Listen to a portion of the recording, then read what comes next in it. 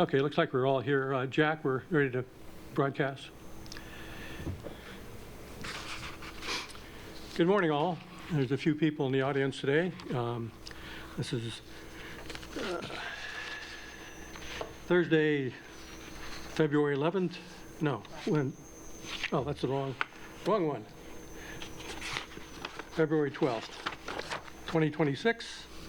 And we will have the morning admonishment here from the Planning Commission for Planning Action File number 439. Hold it, Tom. You need to take roll and do all that stuff. Okay, we got to wait for. Yep. And then you have another thing on the agenda other for that. Okay. Where do you, okay.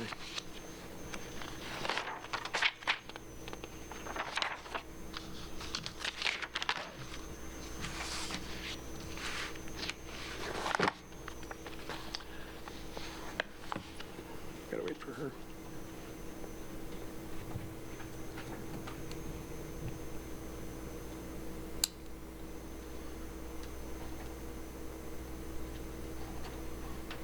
Okay, Holly, could you take roll? Commissioner Snyder, Here. Commissioner Lavanino, Present. Commissioner Elliott, Here. Commissioner Sarah Wallen, Here. Commissioner Galpin. Here. All right. Roger, what your last name? So this morning is planning file number 439-25-0002. Hang on a minute. Look at your agenda. Where, I don't have that. It's on your agenda on the front. Yep, right here. This one here? Right here. I'll use, oh, okay. Not the front. Oh, boy. No, I just don't have it. Thank you.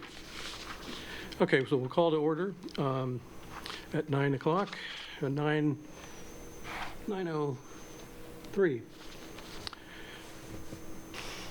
First item of order then will be, before we open the public hearing and start into the thing, is some housekeeping orders. And number one is the election of officers. I nominate I nominate Sarah Wallen Daly for president. Chair, sorry. Okay. I second that.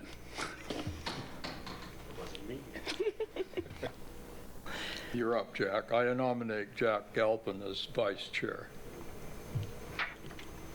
Does that need a second? Second. Okay. We need younger people here. Yeah. Apparently. Go ahead and call. I move nomination to be closed.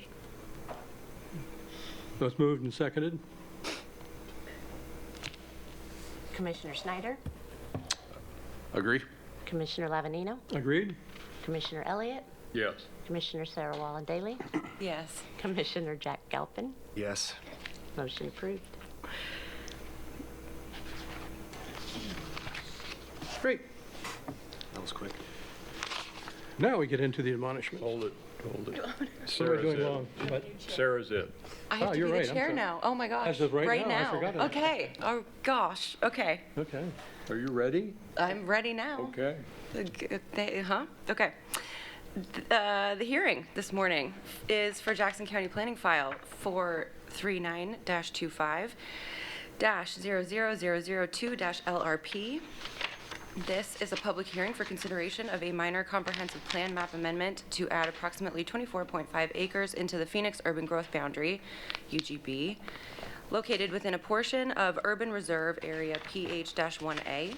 The subject properties are identified as Township 38 South, 1 West, Section 05D, Tax Lot 1300, and Township 38 South, 1 West, Section 05D, Tax Lot 1400, located at 2195 Voorhees Road, South Stage LLC applicant.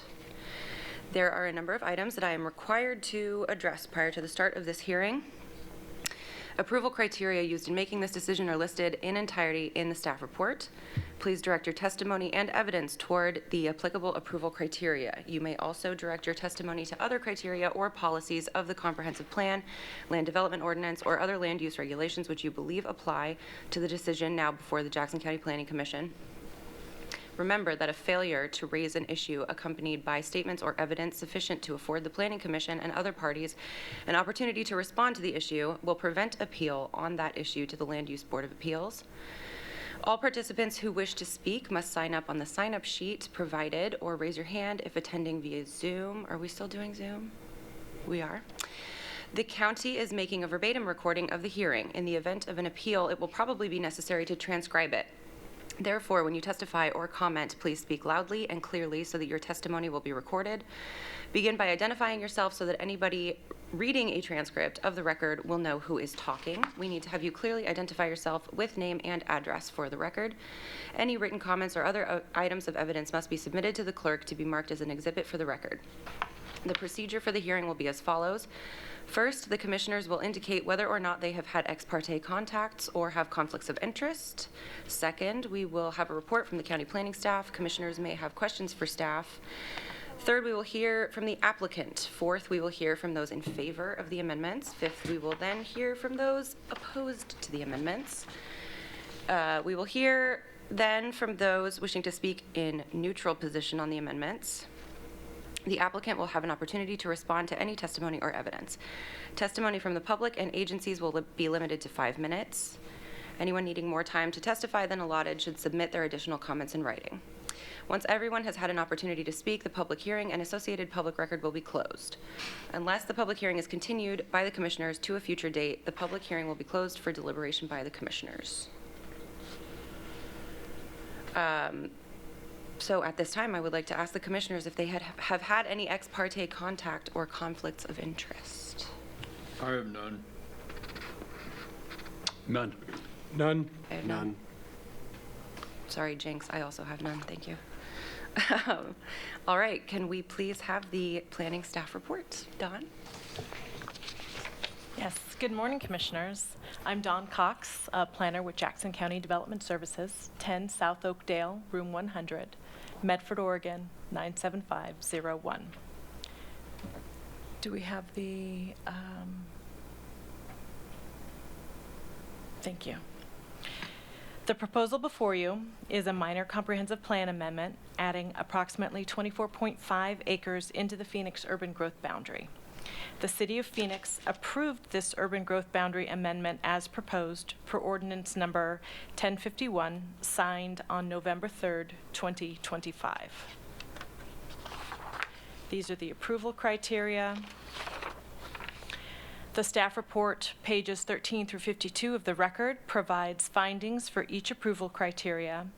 The staff findings on page 21 and 22 of the record addressing land need conclude the criterion is not met because the adopted and relied upon Regional Economic Opportunity Study does not include PH1A. The staff findings on page 27 and 28 of the record addressing OAR 660-024-0040, also addressing land need, conclude the criterion is not met because the Phoenix employment needs analysis utilized in 2022 for the previous urban growth boundary amendment addressed needs in PH3 and PH5.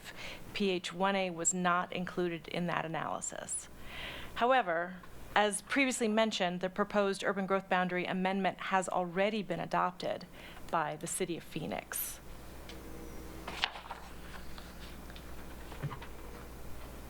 So can I interrupt just a minute, Dawn? Sure. Does that then moot those other problems? Yes. Okay, thank you. The subject property is identified as Township 38, South, Range 1 West, Section 05D, Tax Lot 1300 and Tax Lot 1400, located at 2195 Voorhees Road. So those are the bright yellow on the map. County zoning will continue to be exclusive farm use for tax lot 1300 and continue to be rural residential 5 for tax lot 1400, following the inclusion in the urban growth boundary until such a time as the property is annexed into the city and assigned an appropriate city zoning.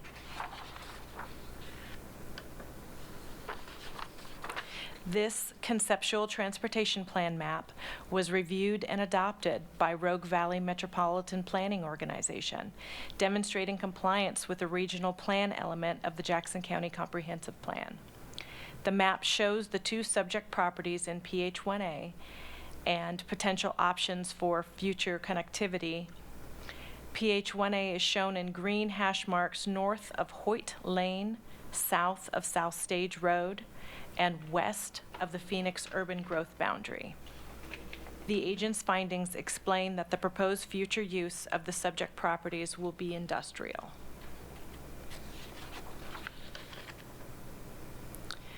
The City of Phoenix has approved this project as submitted. It is therefore recommended that the Jackson County Planning Commission recommend approval of the proposed urban growth boundary amendment to the Jackson County Board of Commissioners. Are there any questions of me from the commissioners? No questions for Dawn? Okay, then we would like to open the public hearing and accept testimony from the applicant. Good morning, Commissioners. For the record, Jay Harlan with CSA Planning, an AKS company with offices at 4497 Brown Ridge here in Medford. We're the agents of record for the applicants. We went through there's quite a few processes that go into a UGB amendment.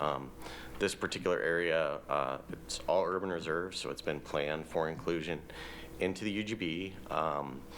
And kind of at the beginning of any UGB process for lands that were in the regional problem solving, you have to have a sort of a conceptual land use and transportation plan. The land use on this one is, the reason for the conceptual land use plan is it sort of assumes there's mixed uses here.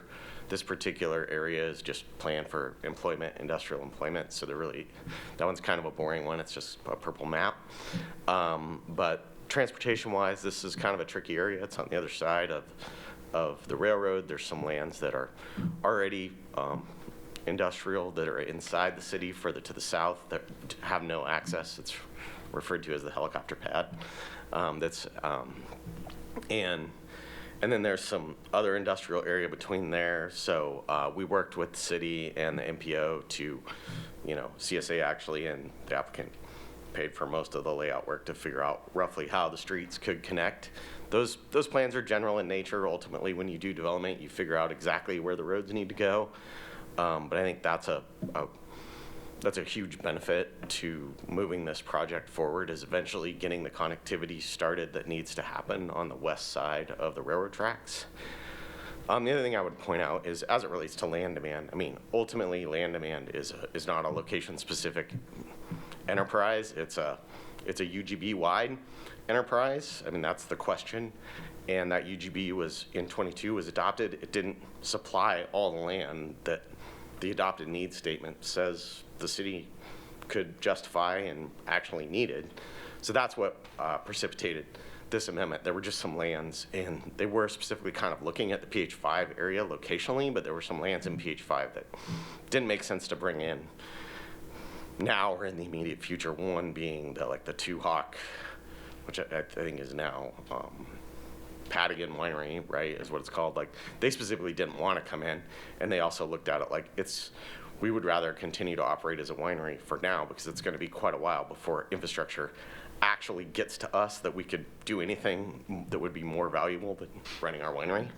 So there was that, and then there was some other land in PH5 that was quite a bit to the east. Some of those parcels where I think there's some people, some of the commissioners have some development experience, and it takes a while to get a half a mile of infrastructure in to get to those lands, right? So when the property owner, Bernie Young, came to us and said, hey, what about this? We just looked at the basic math and went, there's a need that wasn't met, and there's an alternative need sort of from a macro level, and it's something that we've experienced for I don't know, 15 or 20 years over the years, we've maybe every year, every other year, somebody will come in and be like, you know, I really need an industrial site that's on rail, you know, essentially south of Timber Products, south of McAndrews. And, you know, it's always been a very short phone call.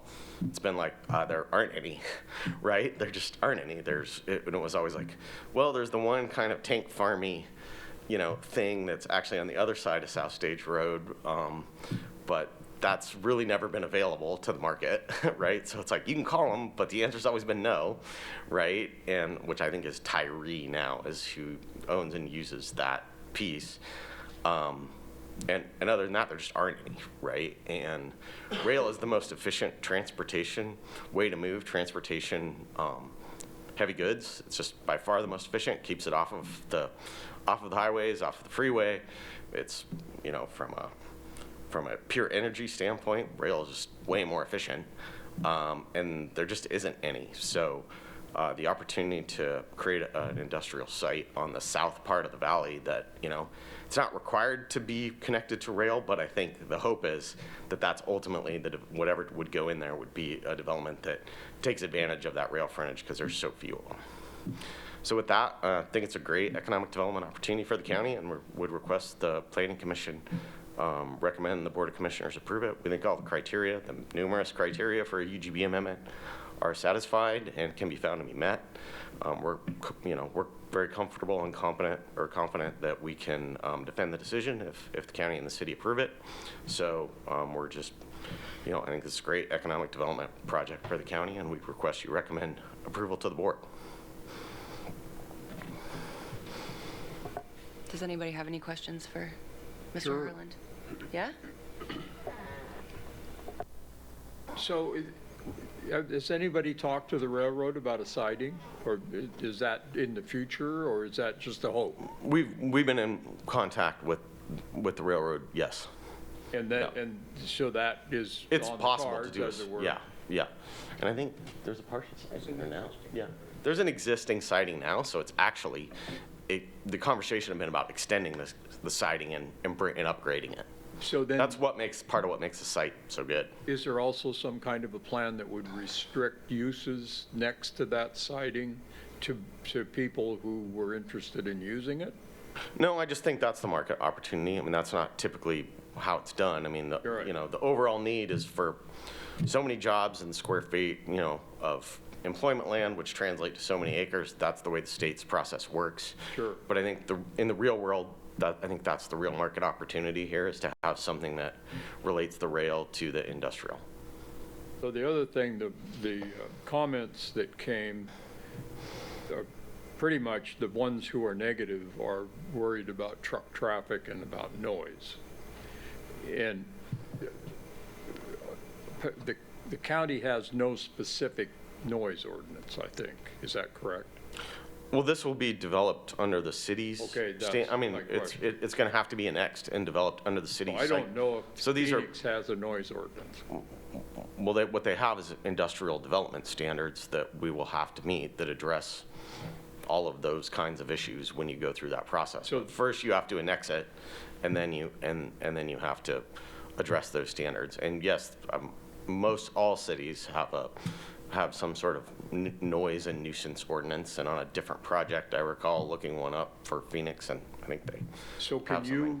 can you tell the folks who are worried about noise what the fundamental Phoenix noise ordinance says for industrial land? I'm not off the top of my head. I don't Well, I remember don't mean what's in their code. that, but is that available to Yeah, I say mean, to it's them? what's in their, it's what's in both their municipal code and their site development, you know, ordinance So requirements. do you feel, I guess I'm being an advocate for those people right at the moment. Do they deserve to know what that is? I think as part of a plan amendment and a UGB, I think the answer is it's not, that's a development-specific matter, and this area is planned in the regional plan to be employment land. So those big picture policy choices have already been made. The specific concerns about a specific development, that'll happen when that development goes forward. It's not a good basis to not add land for industrial use that's identified to be needed. in a location where the regional plan says it would go, if that That makes sounds sense. cool, Jay, but it doesn't answer those people's question about how much noise they can expect. And I understand what you're saying. I'm saying industrial development has standards that have to be met, and what's contemplated in the plan is for this to be an industrial area. So I'm not proposing to change the plan, I'm proposing to implement the Well, plan. and you aren't also offering to inform those folks of what those standards are. I'm happy to provide them what the city's requirements are that would apply at the Okay, time that of was future my development, question. sure. Okay, thank you. But it's also the city, and they could change them or do whatever by the time you actually get a project together. Like, I don't control them, but I'm happy to provide them. There Well, will be sure, standards, yeah. But still, there are standards now. Yes, there are industrial You development could standards. relate to those folks. What about truck traffic? Is there any, I notice it has kind of a bottleneck in and out, as it were now. It has what is it called, an emergency entrance, exit, whatever it's called. But well, that there's- big parcel really only has one in and out, right? No, it would have one primary access and then a secondary emergency only access, which it's out, for whatever reason, the way the line got drawn, that's not urban reserve, so we can't add it to the UGB now and have two full city streets. But for emergency purposes, there's two accesses. And as far as a main street, there'll be, one main municipal street that would connect to South Stage Road, and it would meet the standards, and that's, more than adequate for one industrial project of this size. Like, it's 18 acres, it's not So 300. you don't anticipate Well, on the, dozen industrial projects there? it's not big, I mean, it could be one big one or a Sure. few small ones, but in the end, only so many square feet of building fits, right? So, but what I would say is, as it concerns transportation, for UGB amendments, the way the county has done it since RPS was adopted and for every other UGB amendment since then, is the transportation planning rule and the city's traffic requirements apply to rezone the property. So it's going to retains the EFU zoning and the rural residential zoning as part of this action. Then when you go to rezone it, that's when you have to do the detailed traffic analysis to address, you're gonna have to, and we've already actually started working on it a little bit, but to address ODOT, City of Medford, and Phoenix requirements. Would that zoning potentially preclude the building of an Amazon warehouse or something like that that would have much traffic in and out? Would it preclude it? Yeah. No, I mean, I think the warehouse zoning would allow that. So that's possible. Probably not likely, but that's possible that something like Yeah. that could happen. At that point, what will happen is the traffic analysis has to examine a reasonable worst-case scenario for the uses allowed in the zoning. That's what's analyzed. So the tack that folks who are worried about traffic and noise is to complain when the actual use is identified. It would be when the zone change occurs, right? Because that's when you're required to analyze. That's when that analysis occurs, right? Yeah. The other way to answer it is, this is urban reserve.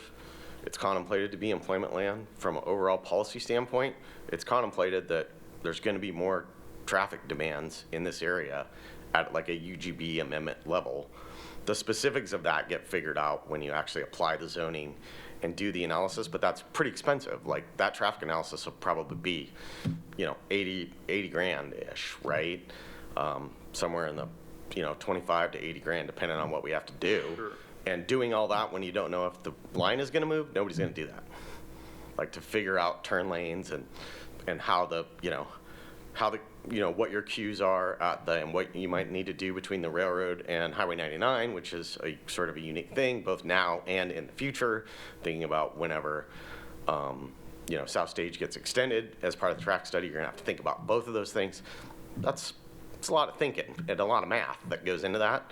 Doing that before you know if you're allowed to do anything other than plant row crops is not something anybody's going to do. Well, I guess that's part of the frustration of people who are curious about those things, traffic and noise, is that saying this is employment land really isn't an answer. It doesn't help them to understand what might happen. Well, it just doesn't. So, and I can understand. Not in terms of specific, specific trip counts or turning movements, but at the level we're doing here for EGB amendment, the answer is, yeah, there's going to be more trucks. Sure. And there's going to be more employment. And the regional plan contemplates that that's going to happen. And there's in this likely going to area. be noise. Yeah, I mean, there will be some noise. It kind of depends on, to be honest, if it's on the noise thing, what I would say is this, is that if the uses that occur end up being connected to the railroad, I'm talking most likely uses, right? If the uses that occur tend to be connected to the railroad, more than likely those are going to be noisier than other uses that aren't and are just in industrial buildings in terms of what you might hear. But the other part is, the noisy part is the railroad themselves, which is in a siding and adjacent to the railroad. Like, there's not honestly a lot of land use regulations that apply to railroad noise. People complain about it all across the country, and the answer is always the same. When it comes to railroads, they make noise, and that's just how railroads are, sorry, right? Similarly, jurisdictions have tried to. In this case, though, it's not exactly a railroad main line. I mean, those issues also apply to the connections to the railroad, right? Because otherwise, a railroad with no sidings isn't really doing very much. Right. Thank you. Yeah. So Jade, back to the emergency access that's designated on the map. What's likely to be seen out there? It's like a gravel road that's single or double lane with a gate on it or something? Or? Yep. Uh-huh. Yep. With the And I future- think is it built? Yeah, it's built. Gravel and Bernier everything. Swinhead built it. I haven't been out there, so in the future, it could be developed into a two-lane, access for trucks. As far as a permanent access, if at some point, and I can tell you, like, through the process of the transportation planning, I think the Phoenix planner's preference was that someday that would be added to the urban reserve whenever there's an update to the regional plan, so that could be made into an actual, city road. But until there's, I guess what I would do is turn that back around on the planning commission. If you think that's a good idea, like, maybe start talking about an update to the regional plan, and that can be one of the things we take a look at. That's fair. When would that happen naturally? It's supposed to happen every 5 years, and it was adopted Yeah. in 2012, and it's now 2026, and no updates. I guess that's Or my reviews, question. yeah. That maybe that's something that should be advocated. Again, I'm going to leave that part, I'm going to leave it to the policymakers. I'm just explaining what the process is. So it's gated presently, you're saying? Yeah, but what it would be for now is really, it does two things, right? One is emergency access for the development itself, but really the idea would be, hopefully at some point, because that West Glenwood residential area to the south, right, there's a little sort of row of houses that are, in the regional plan is planned to be employment, right? But there's existing houses and also some businesses there and things. Their only in and out is across the West Glenwood crossing, which is definitely not a current modern public permitted crossing. It's sort of, let's go with, allowed to kind of be there in the way that it is, which is not ideal from an emergency access standpoint. Hopefully, once this is done, hopefully the city and the county can work together to eventually at least get a little extension of, a gravel road, so that if for whatever reason that's blocked and those people need to get out, they have a physical way to get out to Voorhees. So it would be not crash gated, people could actually use it? For emergency, it would be Knox boxed, right? Yeah. Yep. So looking at the proposal in the map, the 25 plus acres, there are a few structures on the site. Are any of them residential? Yeah, there's the one is like the existing house and barn on the rural residential piece, yeah. So that's incompatible with industrial zoning. When and if they annex it into the city and rezone the property industrial, it's going to be a non-conforming use. Not necessarily, I mean, you can have a caretaker's dwelling in the county, and I believe you can in cities too, and it's not uncommon for industrial projects to have a security person on site. So that's what I expect would be done with it over time. Right, and the property values I would expect to be increased, or,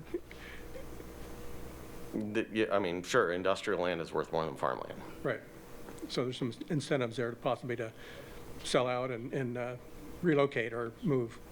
Oh, well, the applicant owns that property, so they don't live there. I mean, it's a rental now, and presumably in the future, like I said, probably the tenant might change, and the future tenant would probably be a watch person for the rest of the industrial, assuming it stays.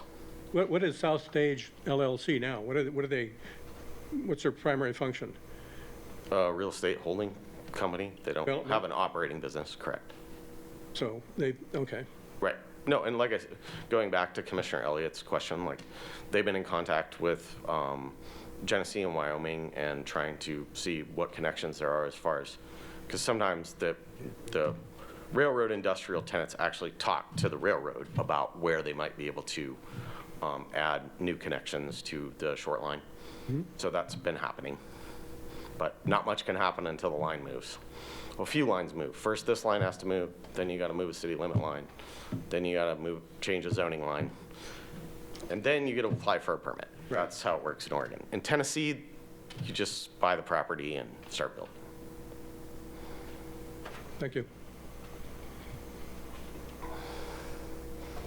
Any other questions for the applicant? Okay, Thank you. absolutely, thank you. Let's see.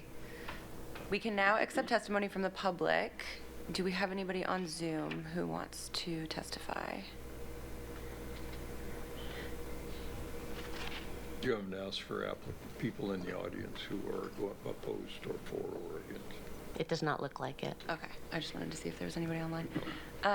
Okay, do we have anybody here signed up to testify? You? Looks like we might have Marcia. Marcia, sorry. And I apologize, I checked 2 boxes. I wanted to cross off the neutral. Oh, okay. Would you like to come up and introduce yourself for the record, and we will take your testimony now. Okay, I gotta open my notes. All right. Okay, thank you for being here today.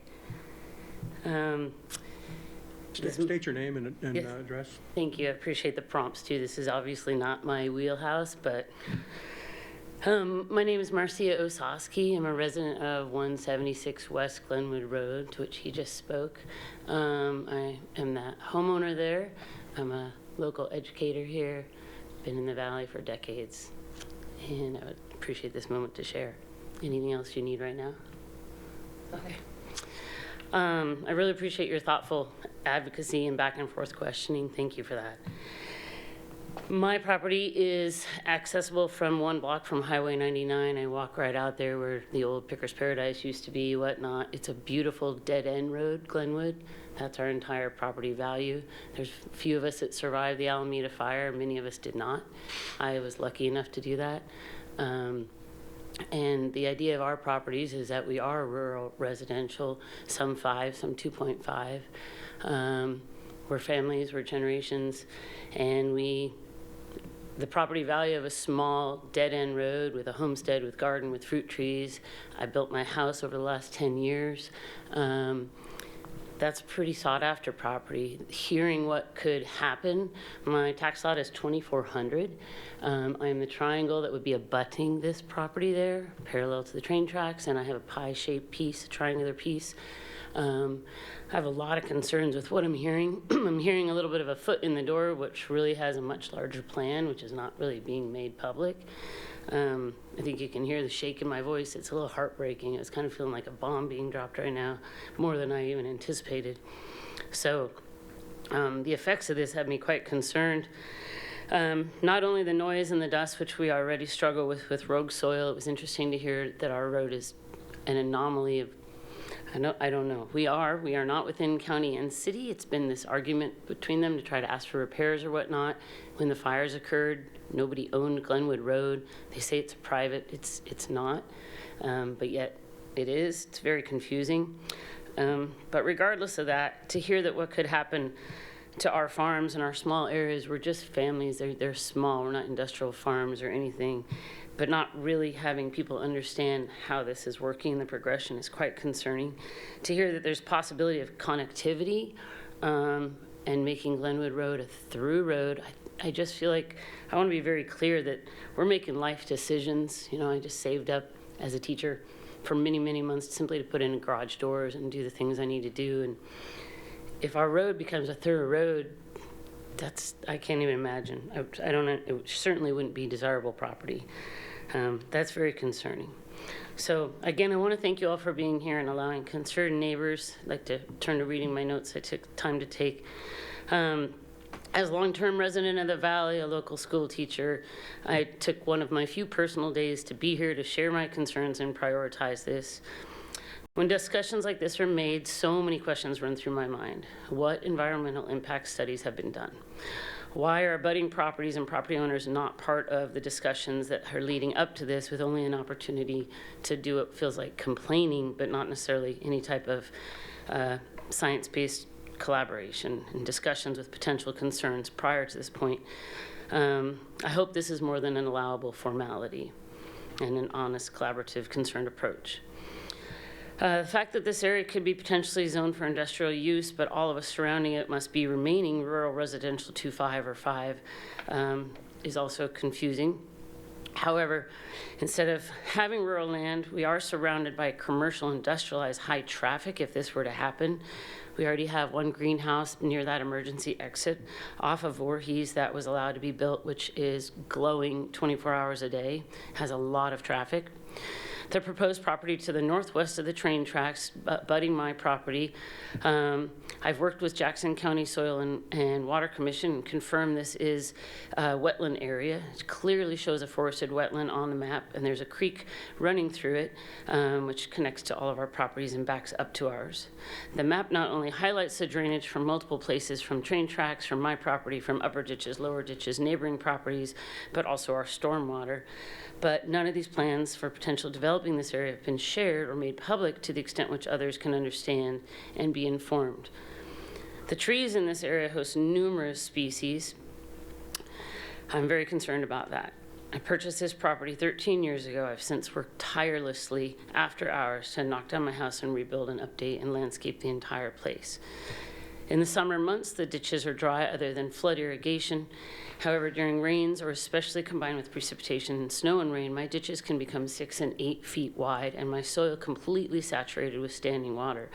Jackson County Soil and Water comes to survey the land, and they're shocked at the quantity of the clay and the loamy soil. And we are concerned what that would mean with this development and any potential backup or how that would be handled. The other concern would be, of course, after the fires, there are very few trees anywhere left, and the Medford Estates and all the other areas that are rebuilt, it's kind of like a concrete jungle now, and it's incredibly hot, as we all know. So taking down this corner of the land is a major concern, not only for our views and our quality of life, but for Oregon's habitat. Oregon Division of State Land shows that Oregon's already lost a significant portion of wetland habitats, almost 40%. So decisions like this greatly impact us homeowners and our property values, and it does feel like I'm hearing, well, they can just move or they can just sell, and that I don't know. I'm not sure how to approach that. There's a lot more to it. This is decisions with our life savings, our retirement, where we're going, what we're doing, and I feel that these negative impacts This is the entire reason we have rural residential lands and small plots. So I'm curious about how we would protect ourselves, future compensation. I'm not trying to get anything, I just want to protect my property. But as this would affect my home values, not increasing them whatsoever. The trains rarely ever run right now. Our road is a dead-end road, as I said, so it's residential, 5 of us that live there coming down the road. Folks like this are allowed to build, or large companies allowed to move in. I'm concerned. I'm watching Phoenix look wonderful and come back, but this doesn't sound like that.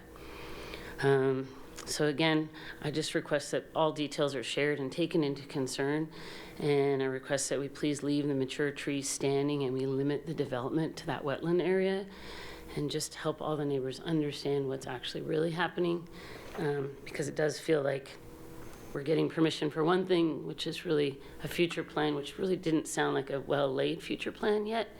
And I don't mean to be disrespectful at all, just hearing that going through my own filter, like maybe this, maybe we'll do that, has me pretty concerned to hear potential things with connecting our road. That's, yeah, I don't know what to say about that. I know I'm probably out of time, but I appreciate you listening today. Thank you very much for Can I being ask here. her a question? Sure. We have a question if you'll Yeah. allow. The Planning Commission, in this case, will just make a recommendation to the Board of Commissioners. So you have another chance at public input.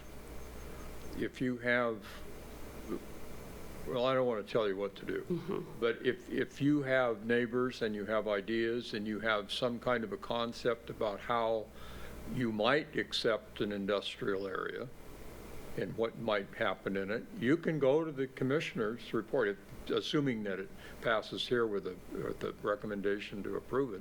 You can go there and do the same thing over and be better organized even. So they're the ones who will make the decision. All we do is recommend.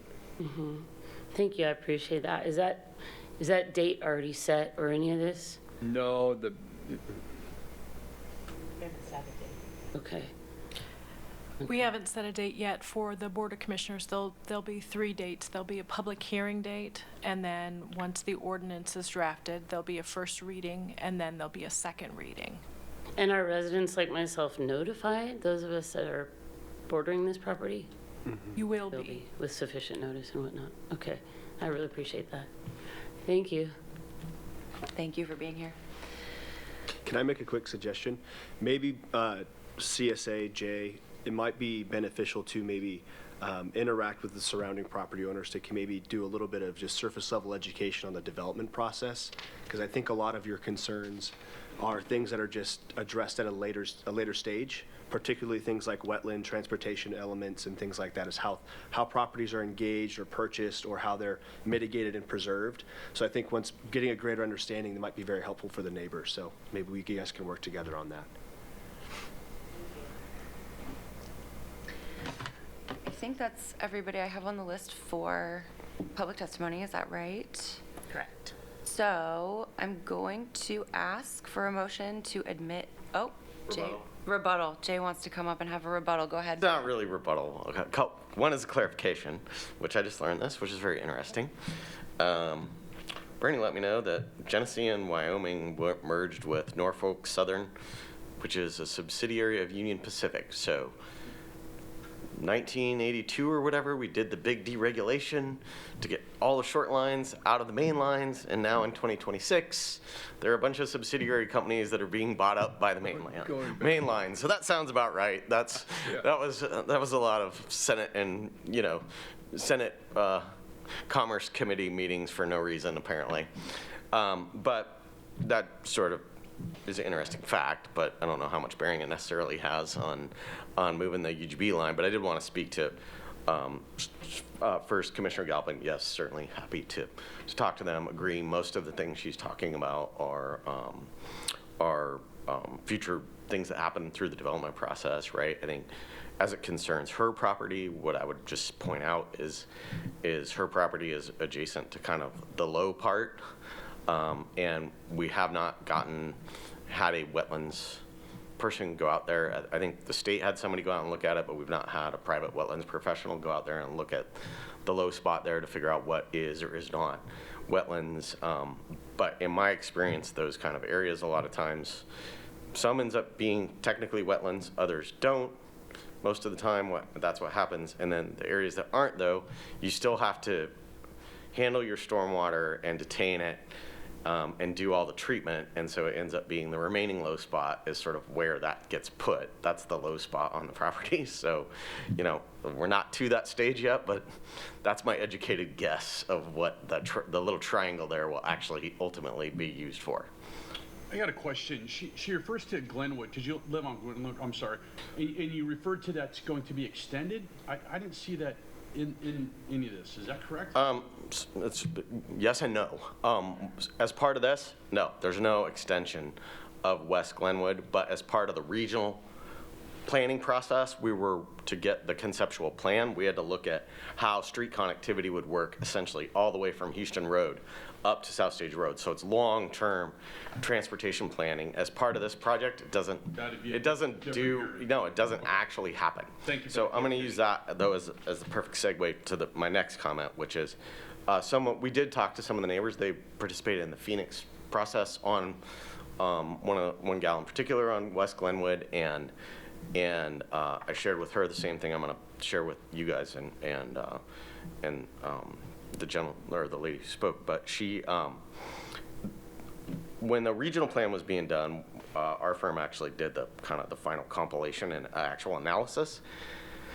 And we divvied up work, but I did the work for Phoenix, right? And I can tell you, like, of all the things in the regional plan that left me a little bit, I mean, it was a big project, lots of choices had to get made, right? But of all the areas in the, you know, there's maybe a handful that I was kind of scratching my head over. One was this kind of oddball section, you know, where there's kind of this mix of residential and stuff in West Glenwood to just sort of like it's painted industrial in the regional plan. I do think if the plan at such time as it's reopened, and this is the same thing I told the neighbor who was further down, you know, I committed to her that the next time the regional plan is open, like if she's still living there, I'm going to track her down and say, hey, now is the time to have a conversation about what this should, you know, maybe look like, and it maybe shouldn't just be like regular industrial. Maybe it needs some localized planning for it would be a fair amount of work for that little 15-acre piece, but I actually think given the oddities of the railroad crossing and the overall connectivity that needs to happen and the existing, I personally think it's worth it to try and figure that out in that area. It'll be a lot of effort for a relatively small amount of property owners and land area, but it was something that when I was doing it, I'm like, this seems a little weird to just paint this purple and assume everything that's there is going to get knocked down. And then you combine that with some of the investments that have happened after the Alameda fire, right, which makes it even a little weirder, right? Some things have like not been reinvested in, but other people like took their insurance money and completely bought brand new houses down there, right? And so, I you know, like I said, I don't think I think actually this UGB amendment is overall helpful to West Glenwood in that it does potentially create a path for a secondary emergency access. I think it also, in the bigger policy standpoint, brings to the fore that the next time the regional plan is open, like this is an area that I think should be looked at with a little, you know, a little finer magnifying glass to figure out what the neighbors really want and what really makes sense in that area. I have a quick question. Yes. I don't recall seeing it in here, but I read this a while ago. Do you remember off the top of your head what the state said about the wetland area or the low spot? It's the water is I believe comes from MID water, so some of it is actually irrigation district water. So then you get into a weird place of what's irrigation district versus what's wetland, and it seems like that flip-flops back and forth every few years, I guess I would say, has been my experience in doing this. So I'm going to leave that to the wetland people at the time the development actually comes in to decide what's wetland and what isn't, and what is MID water and what is waters of the state. Okay, thank you. Yep. Any other questions for Jay? All right. Thank you. Thank you very much. All right, and with that, can I please have a motion to admit exhibits? Where's the document? How many exhibits are there now, Holly? 37, 37? correct. I move we admit exhibits 1 through 37 to the record. I'll second. Commissioner Snyder? Approve. Commissioner Lavanino? Yes. Commissioner Elliott? Yes? Commissioner Sarah Wallen-Daley? Yes. Commissioner Galpin? Yes. Motion approved. All right, and with that, I will close the public hearing.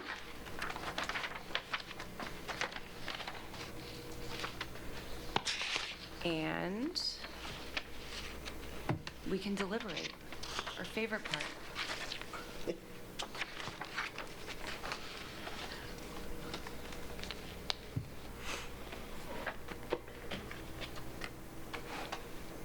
So it sounds like this is just as has been mentioned, just the first step in all of this, right? So the city approved bringing this into the UGB. We have to approve it on the county level, and then we start getting into the details of, once it's annexed, projects and things like that. So, So that brings up a question. Okay. Maybe a legitimate one. Even though this has been verbally suggested as becoming industrial land, this particular action doesn't address that. Is that correct? This particular action moves the urban growth boundary line. That's all it does. So it's premature to say that this is automatically going to become industrial land. So it's not going to do anything until it gets annexed into Phoenix. We're moving the urban growth boundary line, and until it's annexed into Phoenix, it retains its current county zoning. Once it's annexed into Phoenix, we no longer have jurisdiction. And that, I guess that was kind of my follow-up. So the people who are opposed to industrial uses, in this case, would still have an opportunity to make their case to the city if this is annexed. I'm not sure how the city of Phoenix notifies for planning actions. I know how we notify for planning actions, but I don't know how City of Phoenix does. So I can't answer that question. Do we have any, oh, never mind, that's other issue. Thank you. You're welcome. On page 13 of the proposal, the summary of the proposal is talking about the very last sentence of the first paragraph. The purpose of this proposed amendment is to provide industrial lands. Spells out pretty clearly. Well, that's why I asked Dawn that this action actually doesn't do that. Is that correct? Correct, it does not. The city of Phoenix will do that when it gets into their jurisdiction. Well, but it's still just verbiage right now. Yeah. It's not Right. anything more than that. The Want me to reason it's make a in the motion? staff report is because it was in the agent's findings. They specified that the future of this land will be industrial, so I included it in my staff report. Sure.